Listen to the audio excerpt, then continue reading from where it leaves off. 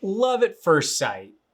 I always believed it to be a myth, an idea conjured up by ad agencies to help sell the plots of movies and books, as well as selling other products such as cards and flowers. I have been proven wrong though. With the new release, Vacheron Constantin, the new 222 in steel, has proven to me love is possible at first sight. My name is Shane Walls and I make my living as a fine art nature photographer and explorer. I've come to truly depend on my tool watches when I'm out in the field. Whether it be timing my hikes or timing my camera exposures, tool watches are an intricate tool in my photography process. And these episodes on this channel are based on my amateur watch collecting journey as I search for that ultimate tool watch. First, let's take a quick trip back in time. The VC222 originally debuted back in 1977 to celebrate the brand's 222nd anniversary. The angular case, integrated bracelet, and that thin profile that was groundbreaking at the time and still looks stunning today. After being discontinued, Vacheron brings back the 222 in 2023 with a few modern updates, but it's only available in full gold. Starting off 2025, Vacheron releases the 222 in steel with the same proportions of 37mm, just a hair under 8mm thick, water resistance of 50 meters, 5 bars, triple folding clasp, the older caliber 2455/2 with some modern updates as a self-winding caliber, 40 hours of power reserve, 27 joules, at a beat rate of 4 Hertz. And the most important thing, certification of the Hallmark of Geneva. Now, I've always been a fan of Vacheron, and if you do follow my channel, you know I came within a handshake of trading some of my watches for their overseas dual time. It didn't quite come to fruition just in the way that I wanted the watch to be more of a tool work watch, and it wasn't gonna cover what I exactly needed from that watch, as well as a Rolex tool watch would. And also too, just my little ADD or my watch nerdiness is probably the best way of putting it. The overseas does not have hacking seconds, and that would have just drove me nuts knowing I couldn't set the perfect time. Whereas a watch that's a third of the price, I could. And as I grow, as you follow, as you come with me on this journey, my watch collecting is becoming more mature as I mature. The way I'm thinking now for my watch collection is to have my Rolex tool watch. That will always be my out in the field watch. It's the perfect watch for this. Now, however, it's time to maybe jump up a little bit. I've always wanted to get into high horology. The craftsmanship, the design of these watches, the refinement, it still blows my mind. And I would love to have something like that in my collection. My old Grail watch was an overseas, it was the Everest. I have now come, as I've matured and get a little bit older, I've come to the idea and the fact in my head that I'm never gonna be able to obtain that watch. Realistically, there's maybe 0.1% chance somehow, some way, if I win the lottery, I could get that watch. But it was so limited. And now that the 222 has come out, it's not limited, it's boutique exclusive, which we don't know how many they're gonna actually make. This is now replacing as my Grail watch. This is replacing the Everest watch, and now my Grail watch is now the new 222 in steel, because it's somewhat attainable. And I'm not one of those, oh, a Grail watch should be unattainable. No, I think you should one day, that'd be a great marker in your collection of getting your Grail watch. This now, and let's go back to why I love it so much. The looks of it are absolutely incredible. I love that 70s vibe with the new hints, the updated hints that brings it up into what today is considered a good looking sports watch. That integrated bracelet looks second to none. It's gorgeous.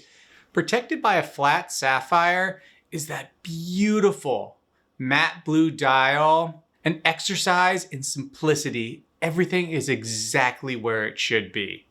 Adding that perfect amount of contrast with the white gold polished indices and polished white gold hands.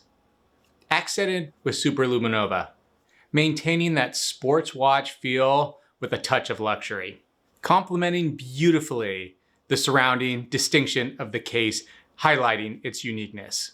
With the elegant yet robust looking bracelet, mostly brushed steel, which I really like, takes the bling factor away, while again hinting at luxury with a few polished edges, giving an overall striking look. Adding a little bit of flair, that golden Maltese cross in the bottom right-hand corner, as well as the see-through case back, sporting that exquisite movement powered by a solid gold rotor. Now, I'm not much of a precious metal guy, but how the 222 expertly integrates the two metals together to once again form that perfect harmony between sports and luxury watch. When I think about my journey with timepieces, it's been all about finding that perfect blend of history, craftsmanship, and personal connection. The 222 checks all those boxes for me. It's just not a watch. It's an under-the-radar statement that only watch enthusiasts will recognize. It's one of those watches that only a watch enthusiast will know. It doesn't look all shiny and posh like an AP or a Patek. Personal preference, I think the 222 looks far better than the AP Royal Oak. Again, that's personal preference. The design, the bezel, it just has that, it's got such a uniqueness to it, where the AP and also too, the Royal Oak has become so popular. You see it everywhere now. It's got 30 different iterations of it. There's all the, it's a lot more popular, so you see it a lot more and you see that design a lot more. This watch, I really believe, can fly under the radar. Another reason why I love it, it doesn't have a seconds hand. Back to my ADD with my watches, I get a little upset, not upset, upset's too strong of a word. I get bummed out if I wake up one day and my Rolex is outside the +2, -2. Maybe I hit on a rock, maybe something happened to it, or I didn't quite wear it enough and all of a sudden it's 3 seconds fast. It happens on occasion, very rarely, but that ruins my day a little bit. That's the watch nerd I am. If I went with the overseas, like we spoke of earlier, it would just drive me nuts that I couldn't set that seconds hand, excuse me. I mean, I can just see myself with the overseas and not having hacking seconds be like, was it a Ned Flanders and a Reverend Lovejoy from The Simpsons? Him getting all worked up over the smallest things. That would totally be me. Then the calls began. Well, I think I may be coveting my own wife. I'm meek, but I could probably stand to be meeker. I think I swallowed a toothpick. Finally, I just stopped caring. This now, without a seconds hand, it just has the 2-hour minute hands. I can relax and just enjoy the craftsmanship. Take it back, and it doesn't, this watch, they don't rate it for any, they don't tell you, oh, it's gonna be within this range of accuracy.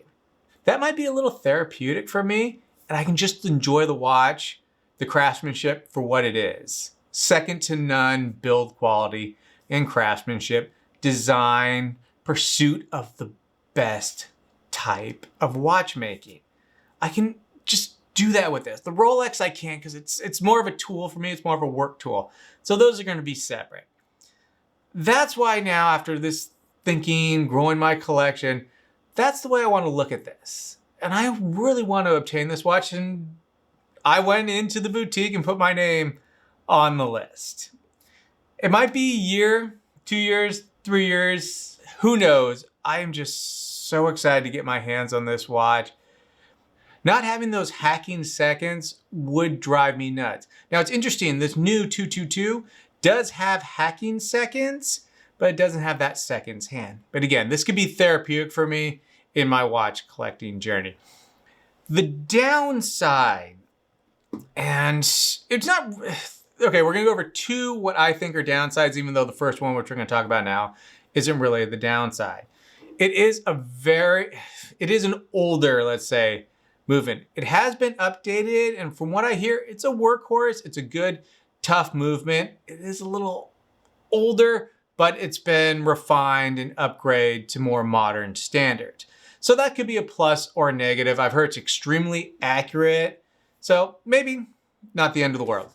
The one downside, this would have been the perfect watch. I think the 37 millimeter is perfect sizing. It wears a little bit bigger than that, which is the case design.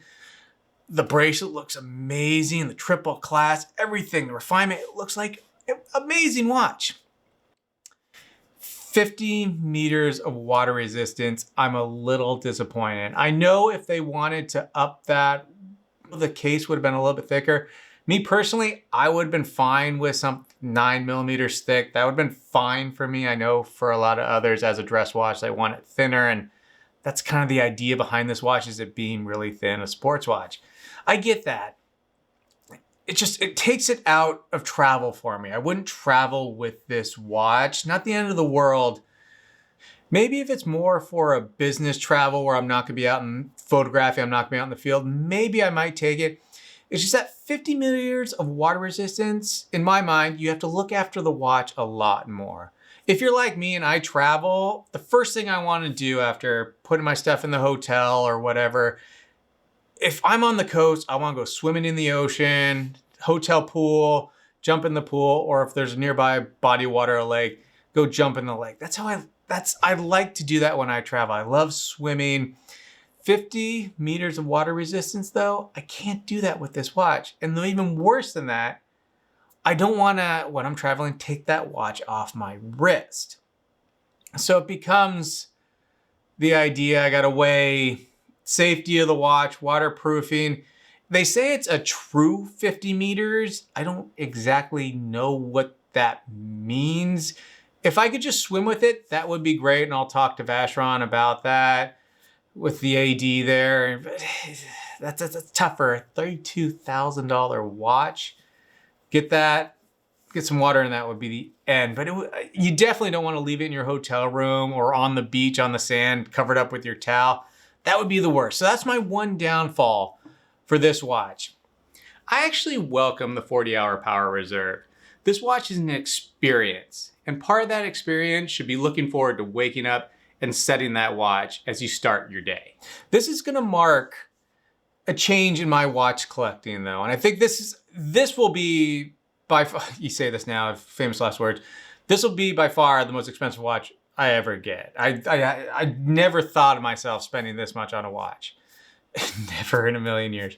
Elegance and history of this watch, the longest running watch brand, and 270 years of making watches, is incredible. And this is gonna diverse my watch collecting. I'm gonna have my Rolex sports watches. I'm gonna beat the hell out of them. I'm gonna continue with those. My Rolex tool watches, those are gonna continue to be my tools out in the field. I'm gonna wear those out in the field. I'm gonna beat the hell out of them. But now it's gonna be nice to get more of the high horology. I really do want a high horology piece to show off. And this is, I think the 222 is perfect example of it. It's so beautiful, refined. The Geneva seal is incredible. I think it's gonna really elevate my collection to more than just sports tool watches. This is gonna be my luxury dress piece. This is gonna be my special events piece. And like all my watches, I do wanna keep all my watches. Stay tuned. I think we're gonna have to lose one or two of my Rolexes. We'll see what's coming up here in 2025. But the Vacheron, that would 100% never in a million years, unless really S hit the fan. That would be my collection. I'd be handing that down to the next generation, as I hope to do with my Rolexes, but we'll see. As I grow again, my watch collecting changes. And to have this new Grail watch, I'm excited because it is accessible. The Everest overseas, it was fun to always think about it, once a month, just bring it up on the iPad and look at it and see what's out there on the secondhand market. That's another thing too. This is gonna be fun, even though I'm waiting a year or two, it's gonna be fun to get it new, get exact paperwork, know where the watch has been. No one's been, maybe not treating it to the respect it deserves. This, if I ever do get it, it still is a pretty big if. Talking with Alan, my AD, just what the process is gonna be. It's fun, and this is gonna also fill that fill that need in me to that journey, the hunt for the watch. That's always a fun thing. I really hope the hunt isn't the most fun of getting this watch. I hope actually getting the watch will be the highlight of this adventure.